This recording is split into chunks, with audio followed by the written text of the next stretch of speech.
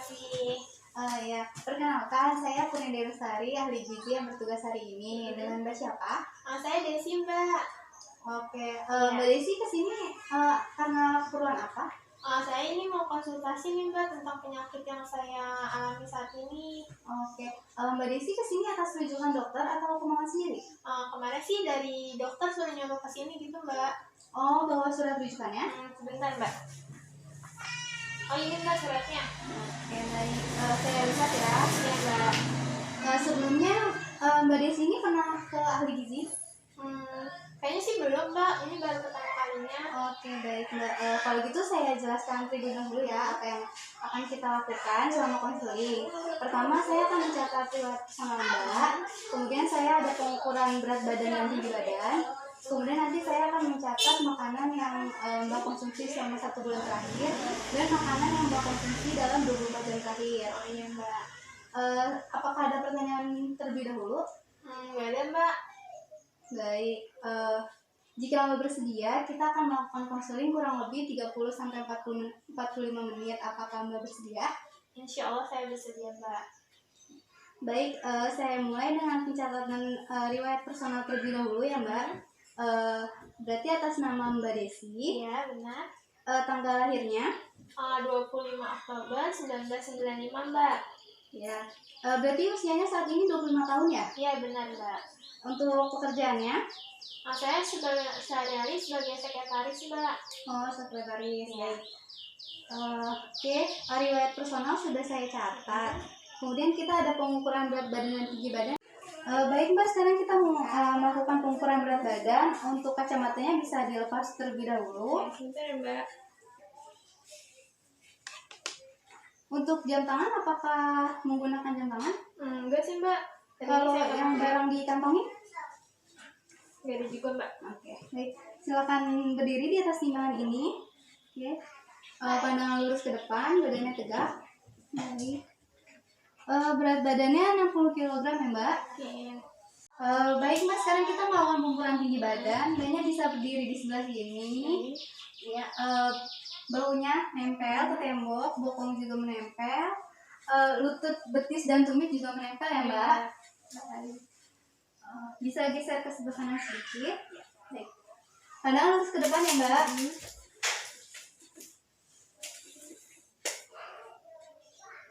160. Mbak tadi sudah melakukan pengukuran berat badan dan tinggi badan. Kemudian saya hitung dulu indeks massa tubuhnya untuk mengetahui status gizi Mbak dengan cara membagi berat badan dan tinggi badan Mbak.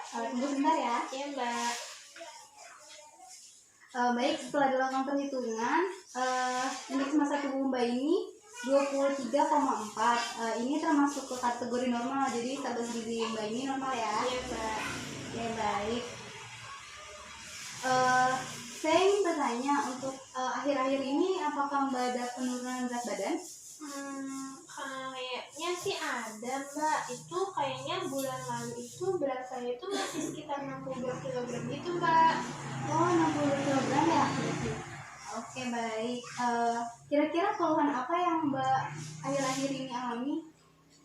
Saya sih biasanya akhir-akhir ini ya Mbak, saya tuh sering merasa pusing gitu Mbak, terutama di sekitar bagian leher gitu, terus di bagian belakang suka nyeri, terus kadang-kadang juga kalau misalkan itu saya suka mual dan pengen muntah gitu Mbak. Oke, baik. Apakah hal tersebut mempengaruhi psikologis Mbak? Iya Mbak, karena kan saya juga seorang sekretaris ya Mbak, jadi setiap hari harus keluar rumah gitu. Terus saya juga kalau misalnya pusing kan, saya suka pijit-pijit gitu ya Mbak. Nah itu saya suka malu gitu, mijit-mijit pas lagi rapat lah, terus lehernya terasa nyeri banget. Terus kalau lagi nunggu bis di halte gitu, saya juga sering tuh Mbak ngelakuin hal gitu, pijit-pijit leher gitu. Terus saya juga merasa nggak nyaman karena dilihatin banyak orang gitu suka mijit-mijit leher. Oh iya. Ya, oke, baik. Kalau dilihat dari surat rujukan ini emang tekanan darah Mbak ini termasuk tinggi, yaitu 160/95 air rasa. Ini sudah masuk ke hipertensi tingkat 1 Mbak. Oh begitu ya Mbak. Iya, sebenarnya saya ingin tanya, di keluarga Mbak apakah ada yang memiliki hipertensi juga? Kayaknya ada nih Mbak. Siapa ya? Bentar saya ingat-ingat dulu. Kalau nggak salah sih ayah sama nenek saya mbak hipertensi dulu, pernah cerita gitu mbak. Oh, berarti dari ayah dan nenek juga hipertensi ya? Oke. Kalau untuk riwayat penyakit pribadi yang lain gitu ada apa enggak, Mbak? Kayaknya sih nggak ada mbak, cuma penyakit ini aja. Oke, baik.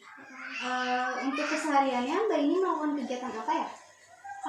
Karena saya sekretaris ya mbak, jadi paling saya kerjanya tuh cuma Senin sampai Jumat, weekdays aja, itu saya ke kantor doang. Terus kalau weekend saya biasanya kan di rumah aja tuh, luangkan waktu, tapi saya juga kadang-kadang ada kerjaan juga mbak, kalau misalkan yang pekerjaan Senin sampai Jumat ya belum selesai, itu sih mbak karena. Oh, jadi lembur gitu ya Mbak? Untuk olahraganya bagaimana Mbak? Kalau olahraga ya mbak, ini sih saya jarang banget sih olahraga, paling ya sekitar 2 bulan sekali gitu, paling juga cuma olahraga kecil aja kayak lari pagi gitu mbak, tapi juga jarang. Oke, jadi lebih banyak duduk diam di rumah gitu ya Mbak? Ya, baik.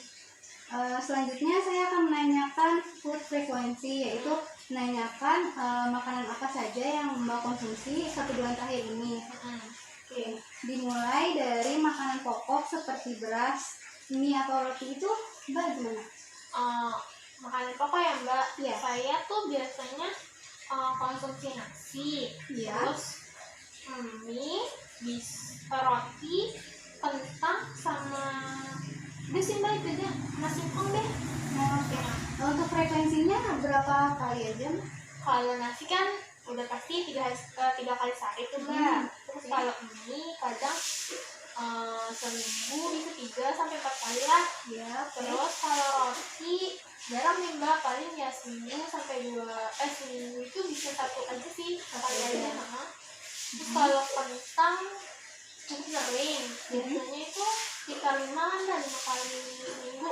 5 kali seminggu. Terus kalau singkong itu itu sehari 1 kali lah. Sekali ya. Ya, baik. Untuk lauk nabatinya seperti tahu atau tempe itu sering konsumsi?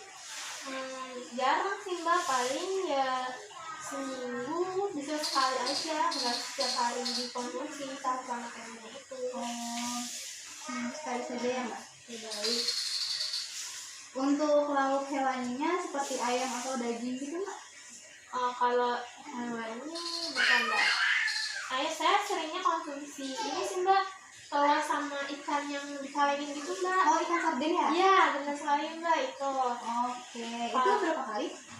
Biasanya sih sehari bisa sekali sih mbak kalau telur sama ikan yang sarden tadi. Terus saya juga kadang-kadang sih konsumsi ayam sama daging sapi gitu mbak, tapi jarang. Paling itu bisa 3 sampai 4 kali lah dalam seminggu mbak. Untuk sayuran apakah suka Mbaknya? Suka sih, tapi masih jarang konsumsi gitu, paling ya seminggu 4 kali doang dalam seminggu itu. Biasanya sayuran apa yang dikonsumsi? Biasanya apa ya, bayam, kangkung, terus sawi sih, cuma yang daun-daun gitu aja sih mbak. Untuk buah, apakah sering konsumsi? Buah ya, saya sih cuma makan pisang sama jeruk aja sih mbak, yang agak sering dikonsumsi. Tapi itu nggak rutin gitu mbak, nggak rutin setiap hari saya makan. Paling kalau pisang itu ya adalah seminggu bisa 4 kali. Terus kalau jeruk juga 4 sampai 5 kali lah seminggu. Kalau untuk susu sering konsumsi? Susu ya mbak, saya sering konsumsi, tapi sehari cuma sekali. Terus seminggu bisa ya 5 kali lah, karena saya mau kerja gitu mbak biasanya. Ya, oke. Untuk makanan yang digoreng-goreng gitu sering? Oh iya mbak, saya suka banget tuh makan makanan goreng. Pasti kalau sehari tuh pasti lebih dari sekali lah saya makan. Untuk makanan yang bersantan atau yang dioles pakai margarin gitu sering? Ya mbak, cukup sering. Seminggu sih udah pasti makan ya mbak. Kalau misalkan makanan tadi yang bersantan-santan gitu ya seminggu bisa 6 kali lah. Terus kalau misalnya yang dioles-oles pada gitu ya mbak, paling seminggu bisa 4 kalian lah mbak konsumsinya. Untuk minuman seperti teh, kopi, sirup, atau minuman botol apakah sering? ada sih mbak minuman yang tadi mbak sebutin. Teh saya paling seminggu 2 kali itu pas waktu weekend aja tuh, kalau pas di rumah saya minum teh manis. Terus kalau minuman lain saya nggak konsumsi mbak. Kalau untuk nantinya seperti ciki atau keripik sering? Sering mbak. Itu kan kalau misalkan saya pulang kerja gitu, saya suka mampir minimarket gitu mbak buat beli ciki, snack-snack gitu sih mbak. Terus jadi saya paling bisa sih mbak sehari sekali selalu makan. Untuk food frekuensinya sudah selesai saya catat. Selanjutnya saya akan menanyakan food recall, yaitu makanan yang mbak konsumsi selama 24 jam terakhir. Apa mbak bersedia? Ya mbak, saya bersedia. Ya, baik. Untuk pagi harinya mbak konsumsi apa? Kemarin pagi ya mbak sarapan ya. Kemarin tuh saya sarapan pakai nasi uduk, terus pakai telur dadar sama semur tahu mbak. Ya, baik. Untuk nasi di sini saya ada contohnya.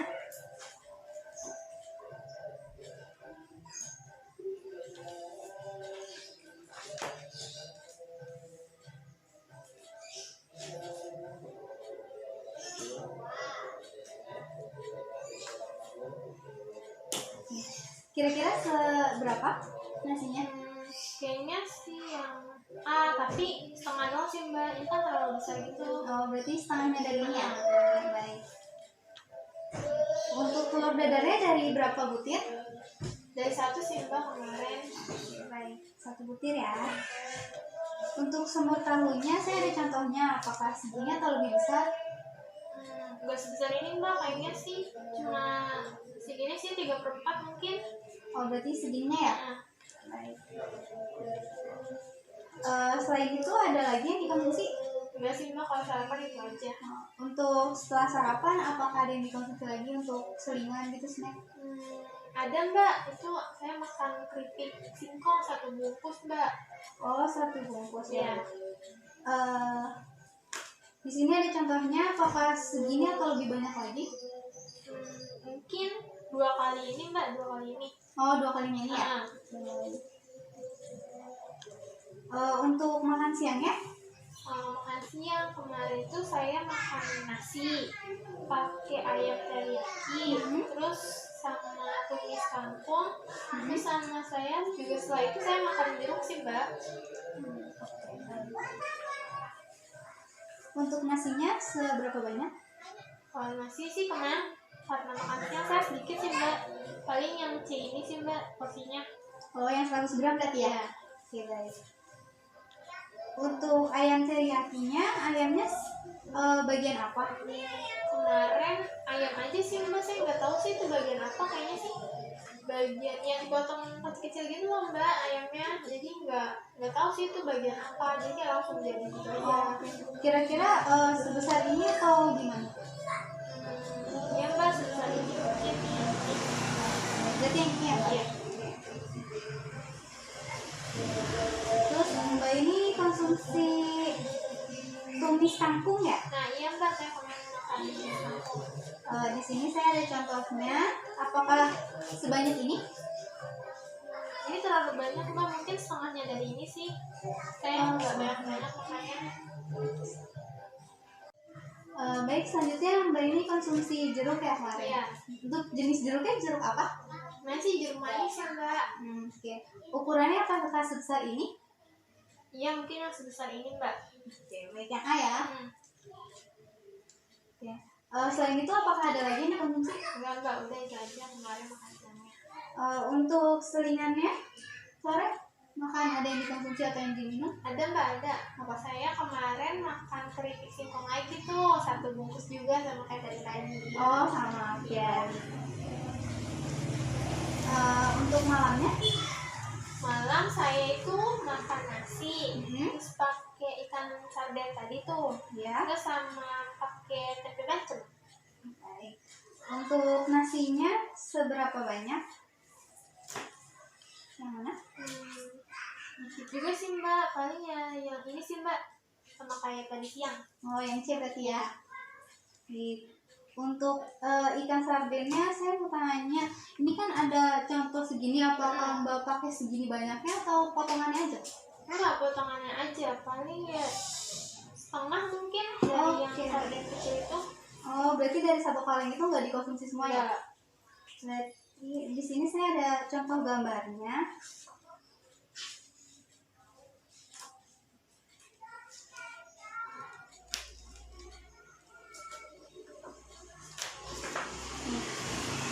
Kira-kira yang mana? Mungkin dua ini sih Mbak, dua dari potongan kecil ini. Oh, 2 kali potongan ini Iya. ya? Oke, baik. Terus konsumsi apa lagi? Tadi saya makan tempe bacem Mbak. Oh, tempe bacem. Untuk tempenya berapa buah? Kemarin saya ngambilnya 1 buah tapi main gede sih Mbak. Saya ada contohnya nih Mbak, potongannya seperti apa? Tempe bacemnya? Mungkin yang B ini Mbak, sebesar ini. Ya, baik, berarti yang B ya. Baik, selain nasi, ikan sarden, dan tempe bacem, apakah ada lagi? Enggak Mbak, cuma itu aja. Nah, setelah itu apakah ada lagi yang dikonsumsi kayak cemilan gitu Mbak? Enggak sih Mbak, saya habis makan malam terus nggak lama itu lah saya langsung tidur malam. Oke, kalau gitu saya ingin bertanya apakah ada pantangan atau alergi terhadap makanan? Nggak ada sih Mbak, selama ini saya nggak ada alergi atau pantangan gitu. Baik, semuanya sudah saya catat. Saya akan menghitung asupan Mbak yang kemarin, kemudian akan saya bandingkan dengan kebutuhan Mbak, apakah tercukupi atau tidak. Sambil menunggu saya menghitung, di sini ada leaflet mengenai diet yang akan Mbak jalankan. Bisa dibaca terlebih dahulu. Nanti kalau ada yang ingin ditanyakan, boleh sambil tanya ke saya. Iya Mbak.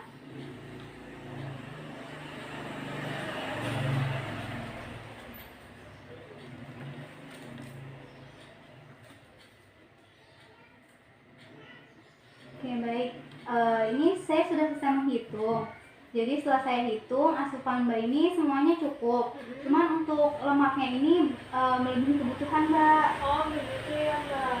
Iya, jadi masalah Mbak ini yang Mbak alami ada di asupan lemak Mbak yang berlebih karena pemilihan makan yang kurang tepat. Jadi kan Mbak konsumsi makanan yang tinggi lemak. Terus sehingga asupan Mbak ini melebihi dari kebutuhan. Oh begitu ya Mbak. Ya. Terus lalu untuk yang kedua, masalah Mbak ini adalah pemilihan makanan yang salah.